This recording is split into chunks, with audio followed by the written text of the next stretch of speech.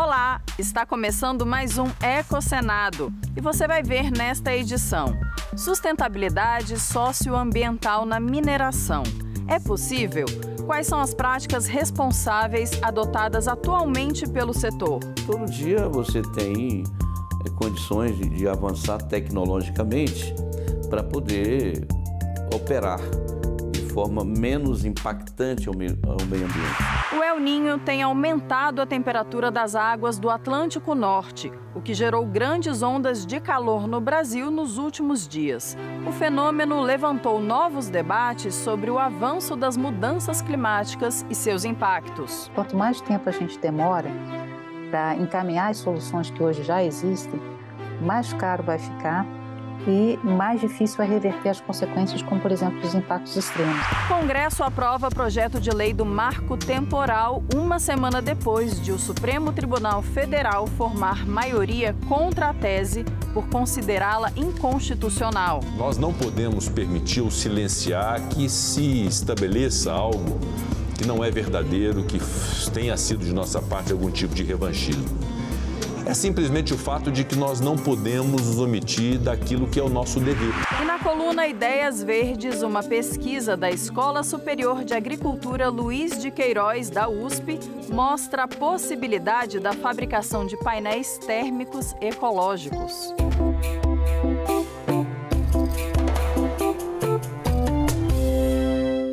Reduzir os impactos ambientais e sociais da extração de minérios da terra tem sido uma preocupação cada vez maior. A mineração responsável ganha espaço nos debates no Congresso. Este ano, senadores e deputados formaram a Frente Parlamentar da Mineração Sustentável. Uma das atividades mais antigas, que nasceu da necessidade da fabricação de ferramentas e armas, contribuiu para as transformações dos sistemas político-econômicos. A busca por minerais e pedras preciosas exerceu papel fundamental na exploração e colonização pelo mundo. Pouco depois do descobrimento do nosso país, a sedução provocada pelo ouro, pela prata, pelos diamantes e por outros metais determinou a ocupação territorial. Hoje, os minerais estão presentes em quase tudo no nosso dia a dia: talheres, celulares, computadores, eletrodomésticos, fertilizantes, carros, aviões. A mineração é extremamente relevante para a nossa economia. Representa cerca de 4% do Produto Interno Bruto Nacional. No primeiro semestre deste ano, a atividade gerou 120 bilhões de reais. 30% do saldo da balança comercial brasileira vem do setor mineral. E o segmento é responsável por aproximadamente 1 milhão de empregos, 200 mil deles diretos. E quando a gente pensa no meio ambiente? Por um lado, os minérios são essenciais para cumprir as metas de descarbonização e combate às mudanças climáticas. Por exemplo, ao viabilizar a geração de energia limpa, já que elementos como lítio, grafite e cobalto devem ser minerados para integrar as usinas eólicas, solares e geotérmicas, e também compor as baterias. Mas, por outro lado, o crescimento da mineração levanta questionamentos sobre os seus impactos. Temos impactos sobre qualidade das águas. Nós temos a redução da disponibilidade hídrica, porque em alguns casos, ou muitos casos, a mineração consome água. Nós temos a alteração da qualidade do ar devido à geração de poluentes. Um dos mais importantes é a poeira, né? Nós chamamos tecnicamente de material particulado. Nós temos a perda de ambientes naturais, ou mesmo de ambientes já alterados, modificados pelo homem, como áreas de pastagem, áreas agrícolas. Causa mais preocupação a perda de ambientes de vegetação nativa. Há também efeitos sociais negativos provocados pelo setor.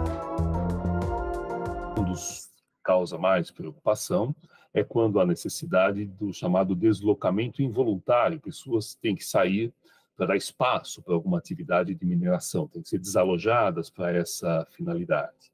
Mineração também atrai uma série de outros empreendimentos, necessita de infraestrutura, vias de acesso, e podem ser caminhos pelos quais a população de uma determinada localidade vai crescer e outros impactos, que a gente chama de indiretos, vão ocorrer, incentivados devido ao estabelecimento daquela atividade de mineração em determinado local. A mineração precisa ser feita em novas bases, precisa haver um novo paradigma de desenvolvimento da atividade que possa não só atender ao lucro, né, de seus acionistas e dos seus donos, né, mas também atender aos anseios das comunidades. As licenças que são dadas, as licenças ambientais, elas são periodicamente renovadas. Quando dá renovação dessa licença, as comunidades deveriam ser chamadas, né, em audiências públicas para ser ouvidas e ver quais são as demandas que elas teriam para que a atividade de mineração continuasse com menos impacto. Especialmente com os rompimentos das barragens de contenção de rejeitos de mineração em Mariana e Brumadinho, em Minas Gerais, tornou-se urgente a busca por equilíbrio entre a exploração de recursos para o desenvolvimento econômico, a preservação do meio ambiente e o comprometimento com a saúde e qualidade de vida dos trabalhadores e da população que vive no entorno de empreendimentos para a exploração de minérios. Nesse contexto, surgiu este ano a Frente Parlamentar da Mineração Sustentável no Congresso. Uma das prioridades do grupo é trabalhar para que garimpeiros tenham condições adequadas e legais de exercer a atividade. Para duas coisas, para a questão da economia, que é fundamental, senão a gente perde tudo que tem e não tem proveito disso, né? Segundo, para evitar o problema ambiental, né? Porque quando faz de forma ilegal, não se liga para a questão ambiental. Chega lá e faz-se de qualquer jeito, arranca o minério que você precisa, às pressas na carreira e abandona-se ali as crateras. Todo dia você tem condições de avançar tecnologicamente para poder operar de forma menos impactante ao meio ambiente. Quando um governo dá licença para fazer a licença ambiental para fazer um projeto, naquela licença já vem as condicionantes, né, de como ele vai compensar o meio ambiente, né, o que ele vai plantar em espécies nativas ou não, né, na área onde ele fizer as perfurações, tiver que fazer o desmatamento, né, ele vai ter que fazer aquilo e vir trazendo a natureza de novo, tal qual era antes, sobre aquela região que ele impactou. Com o objetivo de minimizar esses impactos, o setor tem adotado práticas mais responsáveis. Temos uma carta compromisso, né, emitida através do IBRAM, e nós, como associadas, grandes mineradoras de médio porte, e também pequenas mineradoras, cada um de forma muito coletiva, tomando as suas ações de acordo com o planejamento estratégico que o IBRAM tem para uma agenda ESG, né? O que é o ESG? É uma agenda ambiental, social e de governança. Desenvolvimento de territórios, uso de recursos naturais como água, energia, gestão de resíduos, mas também como a questão do relacionamento com as comunidades, a comunicação. A gente vem desenvolvendo muito a discussão, especialmente no foco da região amazônica, né, a Amazônia Legal, entendendo a pujança daquela localização, como a gente pode alavancar novas discussões e novas formas de viver e promover a conservação da biodiversidade daquele ecossistema e melhorar a qualidade de vida e o bem-estar social daquelas pessoas que estão lá, dos amazônidas. Trabalharmos consistentemente e coletivamente na segurança das nossas operações e na segurança das nossas barragens. Uma das medidas, inclusive, tentarmos cada vez mais usar tecnologias que busquem evitar a necessidade de utilização de barragens. Também vale comentar sobre as emissões de carbono, que cada um de nós vem escutando cada vez mais no dia a dia das nossas conversas, né? Como que a gente pode fazer isso? Trocando combustível fóssil por combustível de hidrogênio. Como presidente da Anglo American, Wilfred explica como a empresa tem feito para reduzir as emissões de carbono.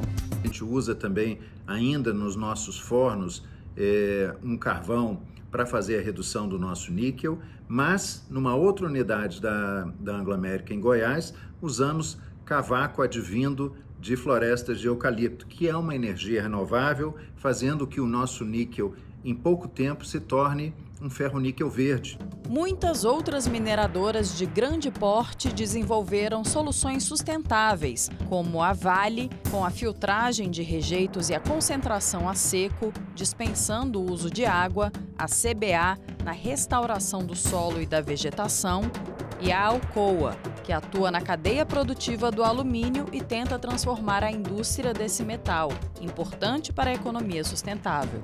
Existe um desafio tecnológico. O processo de fabricação de alumínio ele é um processo que foi descoberto pelo fundador da Alcoa lá no final do século XIX, e esse processo em si ele é um processo que gera gases de efeito estufa. E a Alcoa, até pelo seu DNA de inovação, hoje desenvolve um projeto para eliminar exatamente a geração desses gases de efeito estufa no processo de fabricação de alumínio, através de uma tecnologia absolutamente disruptiva, chamada de anodo inerte, que está sendo desenvolvida para eliminar essa fonte de gases de efeito estufa. Temos trabalhado constantemente para, primeiro, antes de mais nada, tentar evitar o impacto na biodiversidade. Quando não é possível evitar, buscamos minimizar esse impacto. Quando não é possível evitar ou minimizar, nós vamos para reabilitar. Então, o processo de reabilitação que nós usamos nas nossas minas é um processo absolutamente inovador, que recupera e coloca de volta nas áreas mineradas as espécies que lá estavam anteriormente. E, por fim, quando não é possível evitar, minimizar ou reabilitar, compensar em outras regiões semelhantes. E aí, no lado social, a nossa abordagem também, desde que chegamos no Brasil aqui na década de 60, até hoje, nas nossas operações, a palavra fundamental é o diálogo com as comunidades do nosso entorno. A mineração, sabemos todos que ela é imprescindível.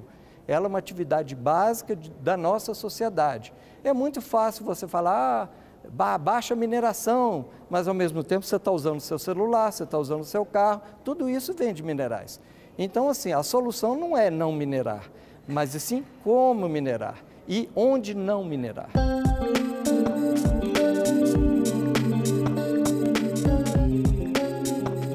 A bioespuma feita da folha do buritizeiro pode substituir o isopor na construção civil e em painéis de isolamento térmico. É o que mostra uma pesquisa inédita da Escola Superior de Agricultura Luiz de Queiroz, da USP, a Exalc. De acordo com os autores do estudo, a mestra em ciências com ênfase em produtos florestais, Alessandra Silva Batista, e o doutor Bruno Balboni, o produto é sustentável, de rápida montagem e de baixo custo. A haste da folha dessa palmeira é formada por uma camada fibrosa e rígida e por um núcleo esponjoso, conhecido popularmente na Amazônia por miriti.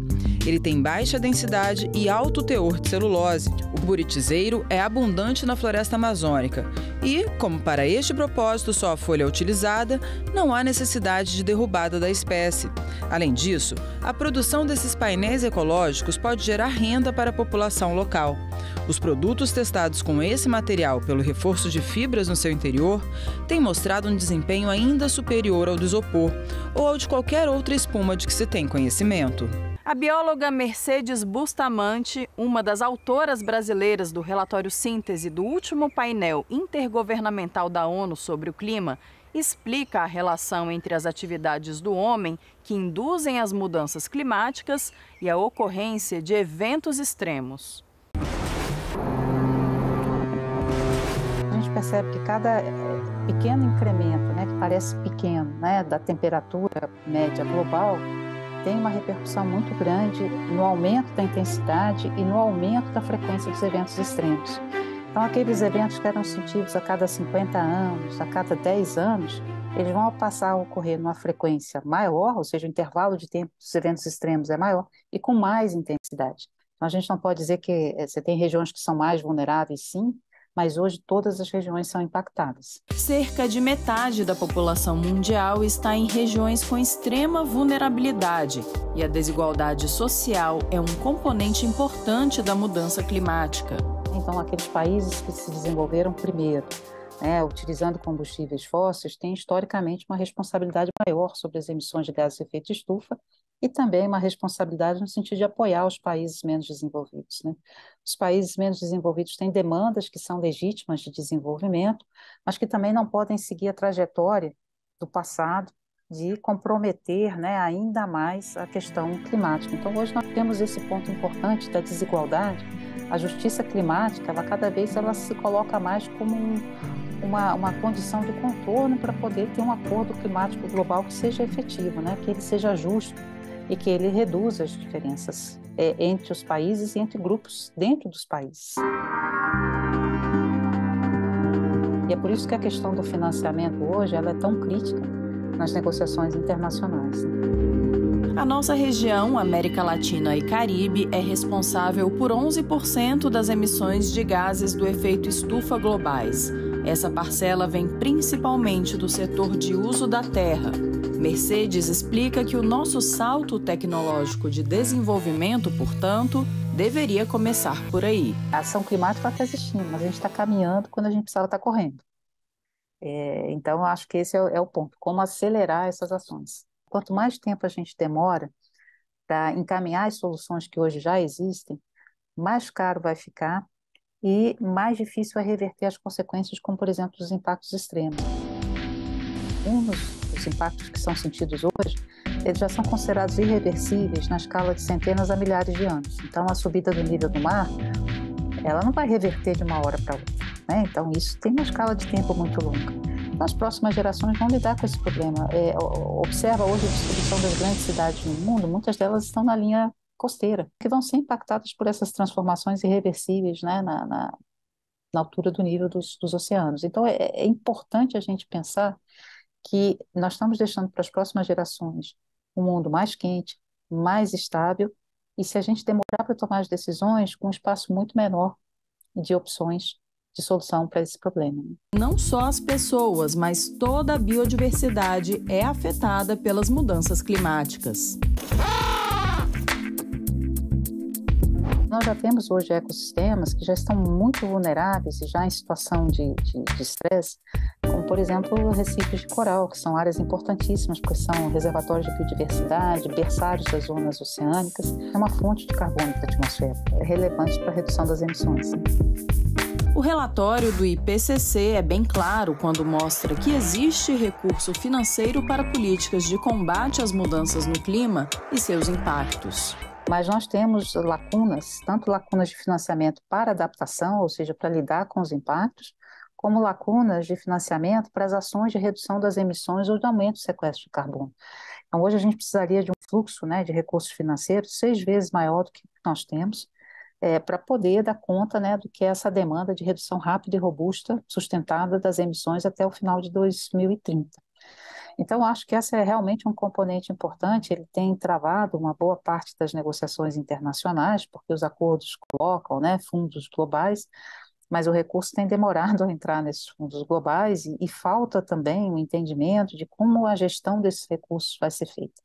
É muito importante que esse recurso, ao entrar, ele possa muito rapidamente apoiar aqueles grupos mais vulneráveis. Então, essa é a preocupação. Quando a gente fala de urgência climática, é importante que esse tema seja realmente entendido como uma questão urgente, né? É uma questão de salvar vidas humanas, né? Apesar da gravidade da situação, a ciência aponta que há soluções em todos os setores para que se reduza as emissões à metade até 2030. Por isso, Mercedes Bustamante fala de esperança. As soluções foram mapeadas. Mapeamos quais são os custos de implementação dessas soluções, mas mapeamos também as barreiras, né? E muitas das barreiras estão associadas exatamente à vontade política e à governança na implementação dessas soluções. Então, quando tecnicamente, se você me perguntar, eu vejo esperança, porque há soluções, né? Elas estão mapeadas, um custo, né, que é razoável, muitas têm co-benefícios. Hoje, se você controla as emissões de gases de efeito estufa, de precursores de gases de efeito estufa, você reduz muitos dos impactos negativos sobre a saúde humana que vem da poluição atmosférica. E só o ganho que você tem, né, de incremento da saúde humana, ele paga os custos da redução das emissões. Então, tem benefícios também, né? A gente precisa colocar isso nessa coluna. Mas eu vejo também, com realismo, quais são as barreiras que a gente precisa enfrentar. E essas barreiras estão no âmbito da governança do clima, né? Os países, o parlamento, pressionado pela sociedade, as empresas, precisam conduzir esse caminho.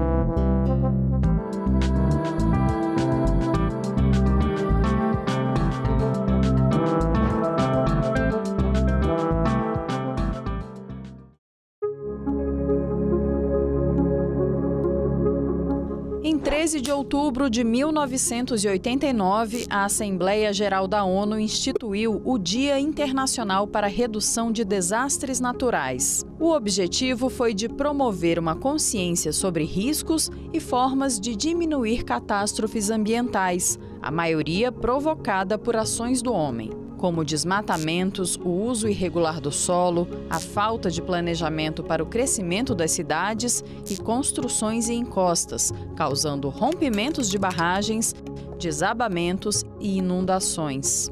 Em 2015, a Declaração de Sendai traçou metas a serem alcançadas até 2030, como intensificar a cooperação internacional com países em desenvolvimento, complementando ações nacionais para a redução de desastres. Entre os dias 23 e 31 de outubro, acontece a Semana Lixo Zero. Promovida pelo Instituto Lixo Zero Brasil, o evento convida a sociedade a refletir sobre o consumo e a responsabilidade pelos resíduos gerados. Atualmente, a iniciativa ocorre em mais de 10 cidades no Brasil e no Uruguai. Na programação estão diversas ações, como reuniões, campanhas, seminários, fóruns, congressos, mostras, caminhadas e limpezas. Para mais informações, acesse ilzb.org/semana-lixo-zero. O Senado analisa um projeto de lei que dá anistia a dívidas de crédito rural de agricultores familiares que tiveram perda de safra por causa de grande seca ou excesso de chuva. O PL 7 de 2022 contempla as dívidas contratadas de 2021 a 2023. Os parlamentares destacam as fortes chuvas nos estados de Minas Gerais, do Maranhão, do Pará e da Bahia no primeiro semestre do ano passado, além do ciclone no Rio Grande do Sul e enchentes no Acre neste ano. De autoria do senador Everton, o texto teve parecer favorável do relator, o senador Jorge Seife, na Comissão de Agricultura e Reforma Agrária. Aprovada pelos parlamentares, a matéria seguiu para análise na Comissão de Assuntos Econômicos, onde será relatada pelo senador Sérgio Petecão. A polêmica proposta do marco temporal foi aprovada e enviada para sanção ou veto do presidente da República. Se for sancionada, a lei vai permitir somente a demarcação de novos territórios indígenas nos espaços que estavam ocupados por eles no dia 5 de outubro de 1988, quando a Constituição Federal foi promulgada. Foi um dia inteiro de discussão na Comissão de Constituição e Justiça e depois no plenário do Senado. Por 43 votos a 21, os senadores aprovaram em regime de urgência o chamado Marco Temporal para Reconhecimento de Terras Indígenas. A proposta tramitou por 15 anos na Câmara dos Deputados. Será preciso demonstrar que essas terras eram usadas para atividades produtivas e necessárias para a manutenção da cultura indígena. O Supremo Tribunal Federal julgou o marco temporal inconstitucional. O entendimento foi que a data de promulgação da Constituição não pode ser usada como critério para definir a ocupação tradicional do território e que a posse da terra é um dos direitos fundamentais dos indígenas, garantidos pela Constituição. Como o Supremo já considerou a tese inconstitucional, provavelmente qualquer movimento no sentido de tornar esse projeto inconstitucional será natural. Temos aqui o veto do presidente da República, possível veto, e também uma possível cassação desse veto. Mesmo assim, a existência da lei não vai garantir que ela tenha um longo curso, porque qualquer legitimado pode acionar novamente o Supremo numa ação direta de inconstitucionalidade. Senadores contrários ao texto também argumentam que o projeto é inconstitucional. Se tratou nesse PL, entre outras coisas, sobre atividade econômica em área indígena feita por não indígenas. É um retrocesso que remonta à chegada dos europeus. Tivemos essa votação expressiva. Isso mostra que esse assunto estava maduro, que esse assunto precisava ser votado para trazer segurança jurídica a todos. Diferentemente das narrativas que alguns colocam, vai trazer segurança e paz ao campo e a todos aqueles, mesmo na cidade, que possam ser atingidos por essa falta de uma data do marco temporal trazendo segurança jurídica. Esse caso se passa em Roraima. É diferente do que foi julgado no tema 1031 pelo STF, que envolve os laclanos, Choclen, de Santa Catarina.